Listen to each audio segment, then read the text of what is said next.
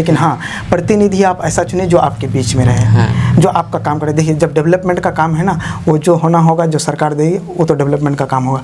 और हकीकत एक लीडर होने के लिए सबसे पहले आपको शिक्षित होना जरूरी है, क्योंकि आप समाज को लीड करने जा रहे हैं। जी, ख्वाहिश तो मैं भी रखता हूँ, लेकिन सबसे पहले मैं जो अपने पंचायत को वादा किया हूँ, जो अपना पंचायत के लोग हम पे उम्मीद किया है, पंचायत में अगर मैं काम जो वादा किया हूँ वो वादा पहले निभाऊंगा, उसके बाद मैं अपने आप को पब्लिक को डिसाइड करेंगे। डॉक्टर जावेद साहब को कॉल करते हैं तो मतलब कि बातचीत होती है? हाँ, बातचीत तो होती है, लेकिन मतलब हम ये सवाल इसलिए पूछ रहे हैं आपसे क्योंकि इससे पहले जितने भी मुखिया है, जितने भी मतलब कि जनप्रतिनिधि है, सबसे सवाल पूछा गया, ये बोला कि नहीं हम बातचीत नहीं होती है, ये पहचानता भी नहीं। मैं एक बार कॉल किया हूँ, तो वो बोल रहे हैं कि आप एक काम कीजिए, आप है ना अपने मांग को मतलब इसमें दे दीजिए, लेटर पैड में लिखित दे दीजिए। तो एक जन्म प्रमाण पत्र और मृत्यु प्रमाण पत्र बनाने के लिए आम पब्लिक को अगर ब्लॉक दौड़ना पड़े, तो फिर हम लोग प्रतिनिधि बनने का क्या फायदा? हाँ। एक मुखिया बनने का क्या फायदा? उसका छत टपक रहा था, ग्रिल नहीं था, गेट नहीं था, जो बाउंड्री था, बाउंड्री बहुत नीचे था। मैंने सारा चीज़ टाइल्स लगा दिया, ग्रिल लगवा दिया, जो छत है, छत में छत टपक रहा था उसको भी सही करवा दिया, बाहर गेट लगवा दिया, कैंपस में पेवर ब्लॉक कर दिया, जिस वजह से आज ANM, JNM, CHO हफ्ते में फ्राइडे को छोड़कर डेली आते हैं और सभी टाइप्स का मेडिसिन वहाँ अवेलेबल है। मुझे अच्छा लगता है जब कोई आदमी हमसे कोई सवाल करे और उसका अगर कोई काम कर देते हैं, जैसे कोई वृद्धा पेंशन, विधवा पेंशन, ये सब जब बनाते हैं, लोगों का जब पैसा आ जाता है तो मुझे बहुत खुशी मिलती है दिल से। अभी जो काम किया हूँ, छठ घाट बनवाया हूँ, यात्री सेट बनवाया हूँ, 200 ये सार्वजनिक शौचालय बनवाया हूँ, PCC रोड हुआ है, 6 नाला हुआ है, और पेपर ब्लॉक का भी बहुत सारा काम हुआ है। ये मुखिया के स्तर से मतलब? जी, मुखिया के स्तर से। और मुझे लगता है जब से मैं ये मुखिया पद में हूँ या फिर जब से मैं आया हूँ अपने इसमें लगता है कि मेरे पंचायत के जितने भी लोग कॉल करते हैं, बीमार पड़ते हैं, जब मैं जाता हूं तो बहुत एकदम अफसोस होता है कि ज़्यादातर आदमी, हर 3 में से 1 आदमी कैंसर पेशेंट होता है। लेकिन पॉलिटिक्स में इंटरेस्ट रखिए, इसलिए रखिए क्योंकि आप तो कुछ और कर लेंगे, लेकिन आपके बच्चों का भविष्य जो तय करेगा ना, वो पॉलिटिशियन ही तय करता है। दोस्तों, स्वागत है आपका KDV लाइव में। मैं हूँ फिरदौस गनी। आज मेरे साथ है पलासमनी पंचायत के मुखिया प्रतिनिधि हसन रजा साहब। सर, आपका बहुत बहुत स्वागत है KDV लाइव में। और सबसे पहला सवाल आपसे ये कि आप पहली बार इलेक्शन में आए और चुनाव भी जीते, तो आप अपना राजनीतिक सफ़र के बारे में थोड़ा सा बात करेंगे कि कैसे आपका राजनीति में आने में मतलब कहाँ से आपको प्रेरणा मिली और पहले इलेक्शन में आकर के आप जीत हासिल किए? सबसे पहले मैं आपका KDV लाइव की पूरी टीम का और रमेश भाई का बहुत बहुत शुक्रिया अदा करता हूँ। जिस तरह से अभी KDV लाइव मतलब काम कर रही है, और ये मैं फ़ख्र के साथ कहता हूँ कि हिंदुस्तान का सबसे बड़ा डेमोक्रेटिक कंट्री हिंदुस्तान है। डेमोक्रेटिक कंट्री में मीडिया को 4th पिलर कहा जाता है। जहाँ की मीडिया जितना अच्छा होगा वो समाज उतना ही डेवलप करेगा। अगर मीडिया गलत है तो वो समाज कभी भी डेवलप नहीं कर सकता है। इसलिए KDV लाइव के काम से मैं बहुत खुश हूँ।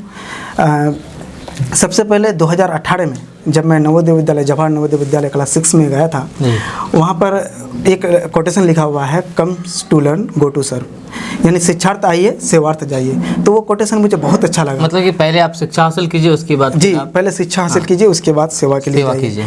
उसके बाद 2009 में जब मैं ये अख्तरुल इमाम साहब जब एज ए चीफ गेस्ट हमारे स्कूल में गए थे, उनका बहुत हॉट वेलकम हुआ। कौन सा स्कूल? जवाहर नवोदय विद्यालय के समय 2009 में जब मैं 7th में था, तब वो वहाँ पर गए। उनका जो हॉट वेलकम हुआ, उनसे मुझे बहुत अच्छा लगा। और जब वो अपना तारुफ बता रहे थे कि कैसे कैसे मतलब वो भी सेंट्रल यूनिवर्सिटी का एक स्टूडेंट हैं, तो मुझे लगा नहीं, अगर आप नेतागिरी भी करना चाहते हो तो सबसे पहले एजुकेटेड होना बहुत ज़रूरी है। और हकीकत एक लीडर होने के लिए सबसे पहले आपको शिक्षित होना ज़रूरी है, क्योंकि आप समाज को लीड करने जा रहे हैं। तो वहाँ से मेरे अंदर एक जज्बा पैदा हुआ। फिर 2013 में मैं क्लास 10th में एडमिशन लिया अलीगढ़ मुस्लिम यूनिवर्सिटी में। 2015 में अलीगढ़ मुस्लिम यूनिवर्सिटी से मैं ये क्लास 12th कंप्लीट किया। उसके बाद फॉरेन से मैंने अपना MBBS 3rd ईयर कंप्लीट किया, फिर राजनीतिक में एंट्री। तो MBBS और राजनीति दोनों काफ़ी ज़्यादा डिफरेंट चीज़ हो जाता है, तो फिर कैसे आप मतलब कि MBBS किए और राजनीति में आ गए? क्यों नहीं फिर आप डॉक्टरी में चले गए? ऐसा जी, कारण ये मैं बता रहा हूँ कि क्लास 6 से मेरे अंदर जज्बा था लीडरशिप का। मैं स्कूलों कॉलेजों में भी मतलब लीडर रहा हूँ, लीड किया हूँ। लेकिन बीच में मैं थोड़ा डाइवर्ट होकर के थोड़ा चला गया था वो मेडिकल फील्ड में।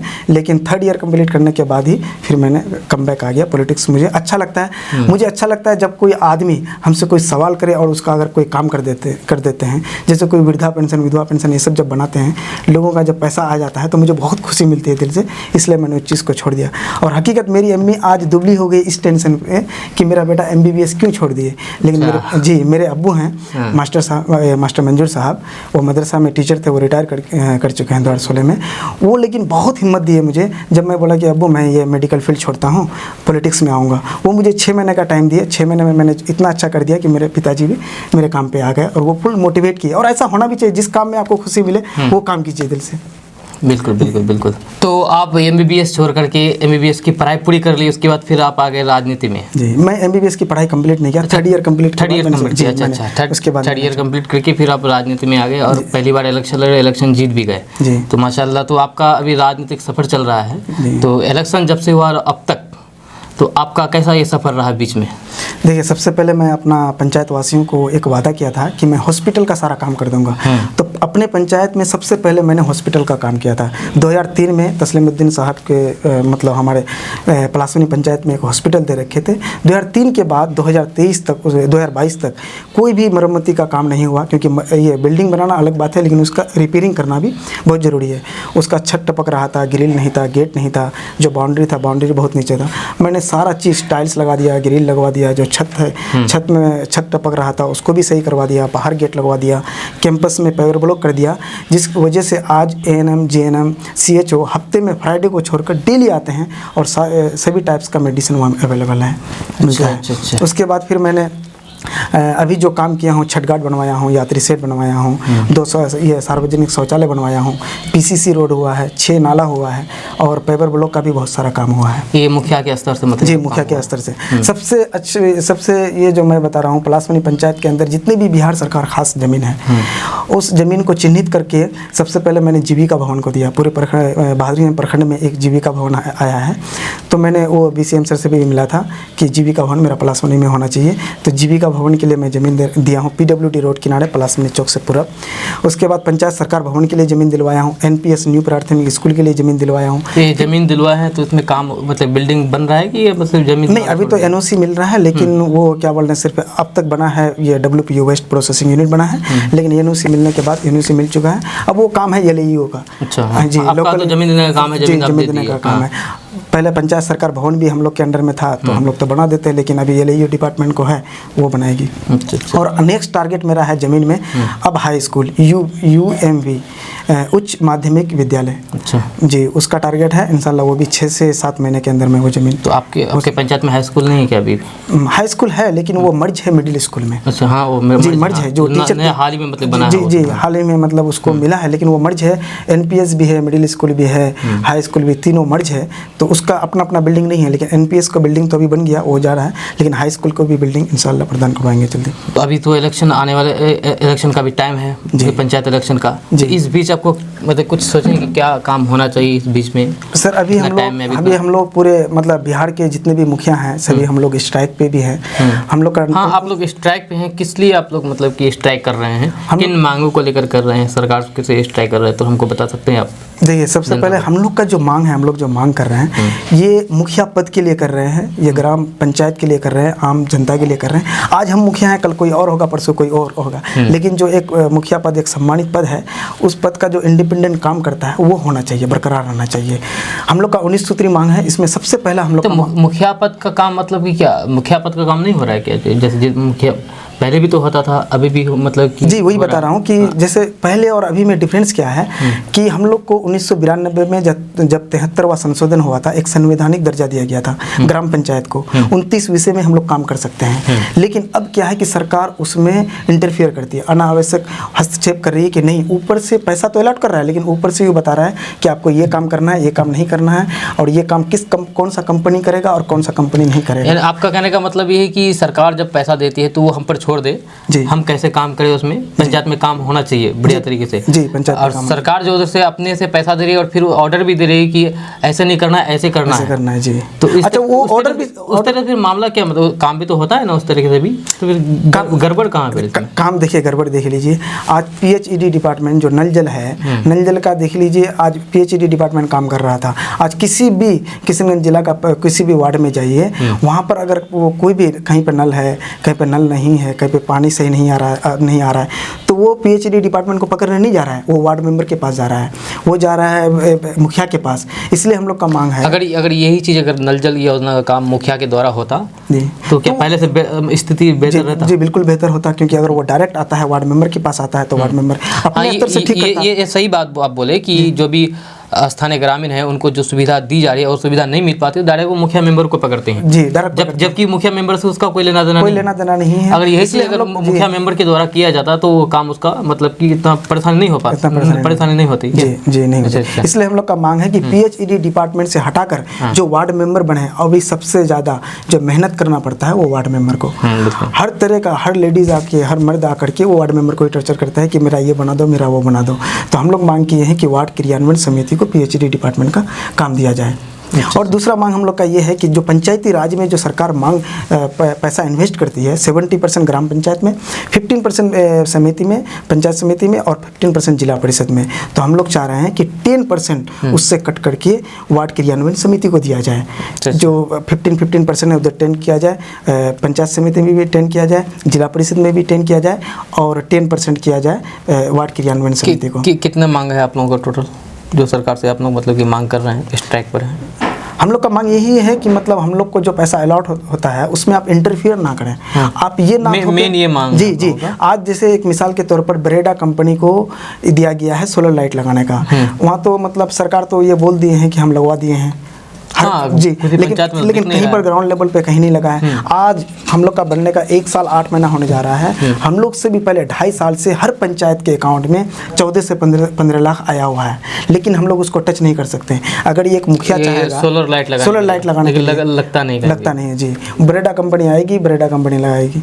तो इसलिए अगर कोई मुखिया अपने थ्रू से लगाता है तो मेरे ख्याल से 14 से 15 लाख में पूरा पंचायत चकाचक करेगा और वो जल्दी काम हो जाएगा। जी, काम हो भी जाता है, एक हिसाब से काम जल्दी भी हो जाता है। देखिए, सबसे पहले हम लोग का एक और स्ट्राइक है सेंट्रल गवर्नमेंट से कि जब 2014 में जीतने के बाद जो इंदिरा गांधी आवास योजना था, इंदिरा गांधी आवास योजना, उसको मैं क्लियर कर देता हूँ अच्छी तरह से क्या है। इंदिरा गांधी आवास योजना को 2016 में सेंट्रल सरकार कन्वर्ट कर देती है प्रधानमंत्री आवास योजना। ठीक है, आप नाम को कन्वर्ट कीजिए, नाम से हमें कोई मतलब नहीं है, लेकिन 2016 में जब उसको इंदिरा गांधी आवास योजना को प्रधानमंत्री आवास योजना करते हैं, इसमें डिमेरिट ये है कि उसका अर्बनाइजेशन हो जाता है, यानी शहरीकरण हो जाता है। नगर पंचायत को मिलेगा, नगर परिषद को मिलेगा, नगर निगम को मिलेगा, लेकिन गाँव में ख़त्म तो नहीं किए, सिर्फ नाम का मिलेगा। कितना कुछ परसेंटेज है इसका कोई परसेंटेज नहीं है, लेकिन आप देख लीजिएगा किसी भी पंचायत के किसी भी गांव में जाइए, 2016 से 2023 के बीच जहां पे 700-800 मिलना चाहिए, वहां पे मात्र 7 और 8 मिला है। ये डाटा सार्वजनिक है जी सर, आप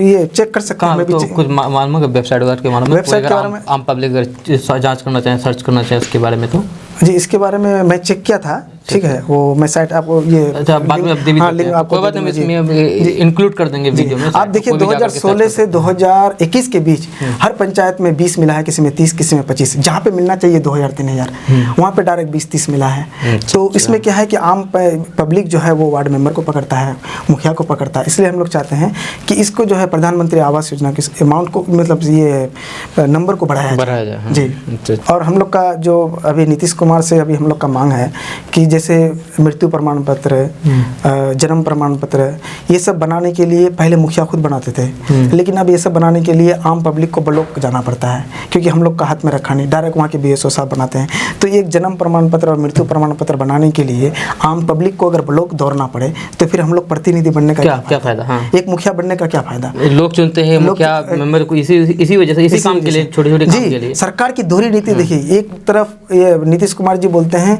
कि मैं इसको सभी पंचायत को सफिशिएंट बनाता हूँ, मिनी ब्लॉक बना रहा हूँ, सारा काम वहीं होगा, और दूसरी तरफ पंचायत के अधिकार को छीन करके पूरा अपने पदाधिकारियों को दे रहे हैं, और बाकी जो भी छोटे बहुत काम होते हैं वो ऑनलाइन के द्वारा ही हो जाता है। जी, ऑनलाइन के द्वारा ही होता है ज़्यादातर काम। अच्छा, जैसे आप लोग जो अभी आप बताए कि मुख्य मेंबर लोगों के लिए भी कुछ मांगे आप लोगों ने रखी, लेकिन फिर भी वार्ड मेंबर आप लोगों से नाराज है, क्यों है साहब? देखिए, वार्ड मेंबर का सीधे आप ही लोगों पर आरोप लगा रहे हैं कि मुखिया हम लोगों के हक में कटौती कर रहे हैं। क्या ये सही है?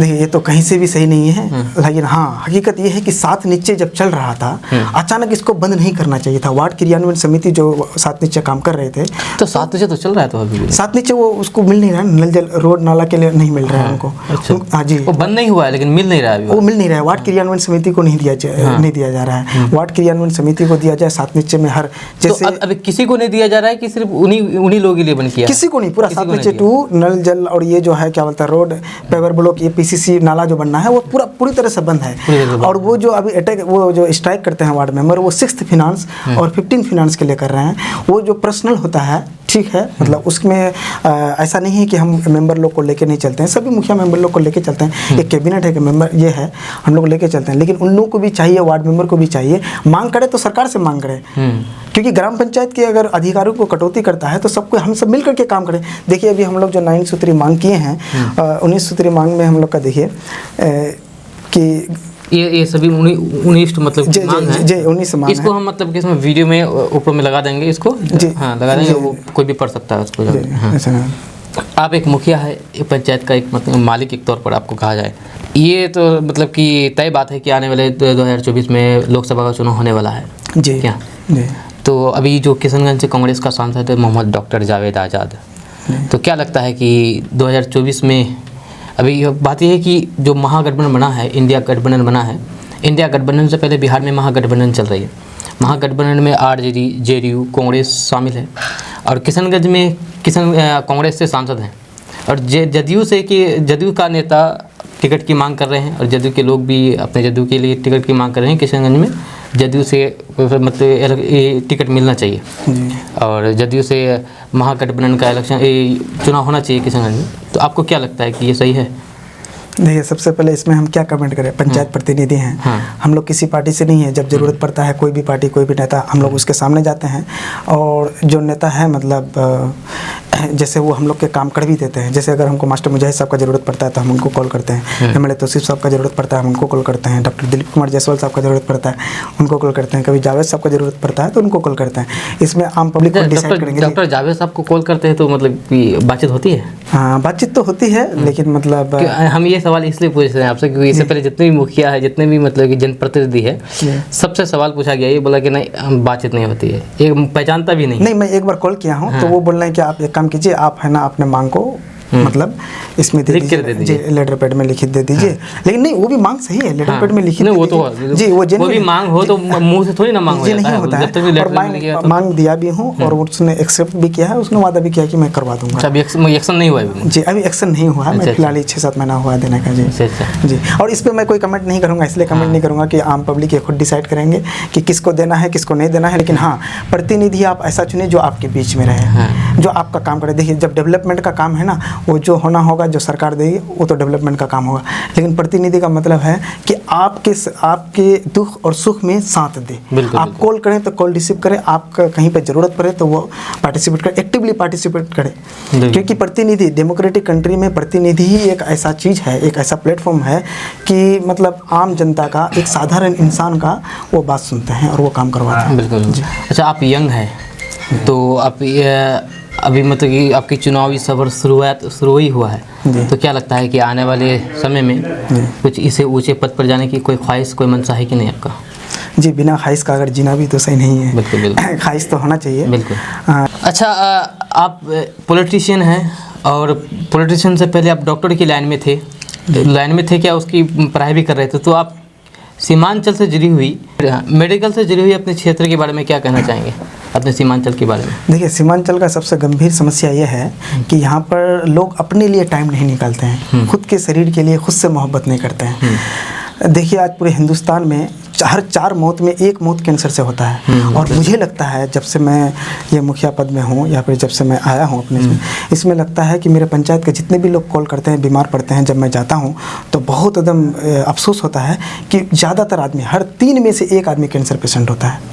हर 3 में से एक आदमी कैंसर पेशेंट, और उनको पता ही नहीं चलता है, वो डेथ कर जाते हैं।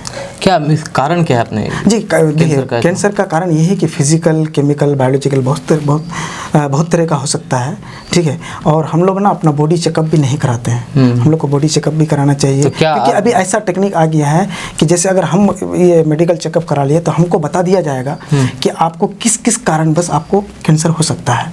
ये भी प्रेडिक्शन होता है कि आपको किस किस का हो सकता है, केमिकली हो सकता है फिजिकली हो सकता है बायोलॉजिकली हो। तो उस चीज़ से हम लोग को परहेज करना चाहिए। और सबसे पहले मैं बताया कि अब हम लोग खुद से मोहब्बत नहीं करते हैं। जिस दिन हम लोग खुद से मोहब्बत करेंगे तो अपने परिवार से भी मोहब्बत होगा, अपने समाज से भी होगा, अपने देश से भी होगा, अपने वतन से भी मोहब्बत होगा। तो हम लोग खुद के लिए भी टाइम निकालें, खुद को भी वक्त दें, अपने शरीर पर मतलब थोड़ा टाइम दें। अच्छा, जैसे कि आप बताया कि ये जो कोई भी स्वस्थ इंसान अगर कोई जांच कराना चाहे कैंसर का, कि मतलब कि मेरे बॉडी में क्या गड़बड़ है, क्या मतलब कि कमी है जो कैंसर से जुड़ी हुई, तो कैसे जांच करे और कौन सा जांच करवाए? अगर अभी मेडिकल कैंप लगा था वो कैंसर के लिए कि किसका किसका ये है, वो मतलब नहीं, कोई अगर हॉस्पिटल में जाए, कहीं भी हॉस्पिटल में जा करके, क्या सदर में जा सकता है, जांच होता है इसका, या फिर मतलब कि FGM में? नहीं, मतलब देखिए, कैंसर का इनिशियल स्टेज अगर पता चल जाता है ना, कैंसर कुछ नहीं है, इनिशियल स्टेज पता कैसे चलेगा? वो जो मेडिकल कैंप जब होता है, इसके लिए कैंसर के लिए मेडिकल कैंप लगाया जाए, बार कैंप लगाया जाए, वहाँ पर जाइए। अगर आप कैंप में गए, शुरुआत इनिशियल स्टेज है, आपको पता चला तो आपका इलाज 100% है। लेकिन ये मेटास्टेसिस जब होता है, जब लास्ट स्टेज में होता है, तब हम लोग को पता चलता है, क्योंकि उसमें क्या होता है और उसको टाइम निकल जाता है, कोई भी आपका सिम्टम नहीं आता है। कैंसर में कोई सिम्टम नहीं आता, जैसे आपका माथा दर्द या फिर फीवर आया या फिर कुछ भी इस टाइप का, जिससे हम डॉक्टर के पास जाएं। कैंसर का ये डिमेरिट है कि उसका कुछ है ना, कोई सिम्टम नहीं आता। जब तक सिम्टम नहीं आता है, वो लास्ट स्टेज में होता है। अच्छा, हम अगर मानते थे मेडिकल ये जो कैंप लगाया जाता है, हम कैंप में नहीं जाए, हम डायरेक्ट हॉस्पिटल में जाकर के जांच करवा, तो कहीं भी किसी भी हॉस्पिटल में जाकर जांच करवा सकते हैं? हाँ, आप किसी भी हॉस्पिटल में जाकर जांच करवा सकते हैं, कैंसर का जांच करवा सकते हैं कि हाँ हमको हुआ है कि नहीं हुआ है, अपना बॉडी जांच करवा सकते हैं। तो अभी खर्च कितना पड़ेगा जांच करवाने में, अगर कोई करवाना चाहे? गवर्नमेंट इसमें तो फ्री में हो रहा है, हॉस्पिटल में फ्री में, प्राइवेट हॉस्पिटल का। तो किशनगंज में जो भी हॉस्पिटल बड़े हॉस्पिटल, जी सदर हॉस्पिटल में भी हो रहा है। अच्छा अपना अभी पलासमनी पंचायत हम लोग उपस्वास्थ्य केंद्र में वो कैंसर का वो लगवाए थे, मेडिकल कैंप लगवाए थे। और एक दूसरी बात ये है कि जैसे पलासमनी पंचायत में अभी हम लोग का उपस्वास्थ्य केंद्र में सभी टाइप का वो मेडिसिन अवेलेबल है। अच्छा, ठीक, सभी टाइप का वहाँ पर ये शुगर टेस्ट होता है, ब्लड प्रेशर टेस्ट होता है, हर चीज़, बुखार का मेडिसिन है। लेकिन लोग है ना यहाँ पर सरकारी नाम सुन करके नहीं जाना चाहते। ठीक है, भरोसा नहीं है। हाँ, भरोसा नहीं है। इस चीज़ पे भरोसा करना होगा। क्यों भरोसा क्यों नहीं है आखिर, मतलब कि क्या कारण है लोगों को जो सरकारी स्वास्थ्य व्यवस्था से मतलब भरोसा उठ गया है? नहीं, ये मतलब उसका रीज़न ये पहला ये भी हो सकता है कि जो सरकारी डिपार्टमेंट है, वो लोग मतलब गवर्नमेंट डिपार्टमेंट, वो लोग मतलब अच्छी तरह से एक्शन नहीं ले रहा है। और दूसरा हो सकता है कि प्राइवेट उससे बेहतर कर रहा है। मेन तो ये है, हाँ, प्राइवेट बेहतर सुविधा दे रहा है, बेहतर सुविधा दे रहा है, मतलब कि सरकारी। जी, इसमें टाइम लगेगा, लेकिन अभी देखिएगा, अभी 1-2 साल फिर भी एक आम आदमी अगर कोई छोटी मोटी अगर परेशानी हो जाए तो वो जा सकते हैं अपना सरकारी में जाकर। जी, सरकारी में जा सकते हैं। मैं अपना बता रहा हूँ हकीकत, मैंने अपना एक रिश्तेदार का करवाया एपेंडिसाइटिस का। मतलब प्राइवेट में 60,000 मांग कर रहा था, लेकिन MGM में करवाया हम लोग, फ्री ऑफ कॉस्ट हो गया, जबकि इतना अच्छा कॉलेज है। मैं अपना भतीजा का करवाया, फ्री ऑफ कॉस्ट हो गया। अच्छा, जो इससे पहले कोई सवाल रह गया था कि आप यंग हैं और आप ख्वाहिश रखते हैं आगे मतलब चुनाव लड़ने, आप क्या कोई भी हर एक व्यक्ति आगे मतलब कि जो भी पॉलिटिशियन से जुड़े हो वो आगे ऊंचा पद मिले, ऊंचा पद में जाएं, तो ख्वाहिश रखते हैं? आपका क्या ख्वाहिश है इस बारे में? जी, ख्वाहिश तो मैं भी रखता हूं, लेकिन सबसे पहले मैं जो अपने पंचायत को वादा किया हूं, जो अपना पंचायत के लोग हम पे उम्मीद किया है, पंचायत में अगर मैं काम जो वादा किया हूं वो वादा पहले निभाऊंगा, उसके बाद मैं अपने आप को खुद से अपने आप से मतलब क्वेश्चन करूँ, अपने आप को चेक। यानी कि आप जब इलेक्शन जब लड़ रहे थे तो आपने कुछ वादा किए थे? जी, मैंने वादा पूरा होने के बाद उसके बाद फिर मतलब कि आप इलेक्शन लड़ेंगे, ऊंचा पद में जाएंगे या फिर सेम पद में इलेक्शन लड़ेंगे, वो बाद वाली बात होगी आपके हिसाब से? अच्छा, तो आप क्या कहना चाहेंगे? आप भी यंग है और अपने सीमांचल क्षेत्र के नौजवान ज़्यादातर पॉलिटिक्स में ज़्यादातर इंटरेस्ट रखते हैं, तो इंटरेस्ट रखना सही है या गलत है, या फिर सिर्फ इंटरेस्ट ना रखे बल्कि आए भी पॉलिटिक्स में? आप क्या कहना चाहेंगे? मैं सभी नौजवानों से यही कहूँगा कि पॉलिटिक्स में नॉलेज रखिए, लेकिन सरकार की कौन कौन सा योजना चलता है, कौन कौन सा स्कीम चलता है, इसके बारे में भी जानिए। ठीक है। और सबसे पहले आप मोटिवेट कीजिए, अपने बच्चों लोग को भी मोटिवेट कीजिए कि कम से कम शिक्षा, रेवोल्यूशन इन एजुकेशन भी लाना बहुत ज़रूरी है। अब सबसे पहले आप शिक्षित हो के पॉलिटिक्स आप कुछ भी करें, लेकिन पॉलिटिक्स में इंटरेस्ट रखिए।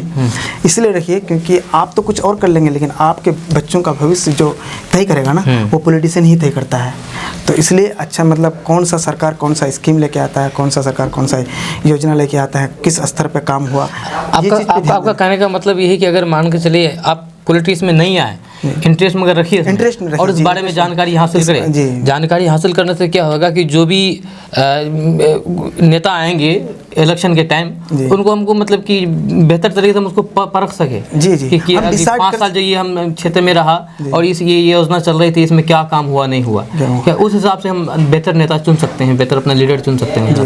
यही कहने का मतलब है। और मतलब हम कम से कम ये तो डिसाइड कर लें कि कौन सा नेता अपना वादा पे है, कौन सा नहीं है, कौन सा सरकार कौन सा स्कीम लेके आया, कौन सा लेके नहीं आया। ये सब चीज़ जानने के लिए पहले हमको नॉलेज देना पड़ेगा उस चीज़ के बारे में, नॉलेज लेना होगा जी। जो भी सरकारी योजनाएं चल रही है, सरकार की तरफ से जो भी सुविधाएं दी जा रही है लोगों को। जी। अच्छा। और जैसे अभी पंचायत लेवल का जो भी प्रतिनिधि हैं, मेरे ख्याल से किशनगंज जिला में बहुत एक्टिवली काम कर रहा है पंचायत लेवल का।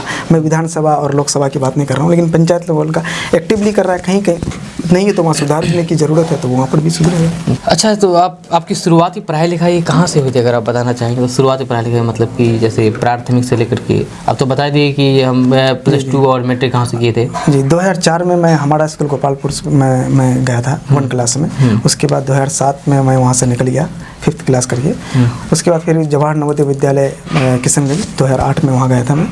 उसके बाद वहाँ से 2013 के बाद अलीगढ़ मुस्लिम यूनिवर्सिटी, और वहाँ से 2015 में 12th किया और वहाँ से निकल के पास आउट। फिर उसके बीच 2 साल मैंने कोटा में रहा। अच्छा। नीट की तैयारी किया। उसके बाद 17 तक। जी, 18 तक। फिर 18 के बाद मैं फॉरेन चला गया, 18 से 2020 तक। 2020 तक आप फॉरेन में जाकर के मेडिकल की जी, first year second year complete किया और थर्ड ईयर में यहीं से ऑनलाइन कंप्लीट किया। तो आप पॉलिटिक्स में डायरेक्ट एकदम ही कदम रख दिए, ये नहीं कि मतलब शुरुआत से नहीं? शुरुआत से मेरे माइंड में है कि नहीं हमको मतलब कि लीडर मेरे अंदर में है कि लीडरशिप बनने का ख्वाहिश है, जज्बा है, लेकिन ये है कि बैकग्राउंड में आपका कोई है पॉलिटिक्स से जुड़े हुए, जैसे पिता हुआ या फिर कोई भाई, चाचा, दादा, कुछ?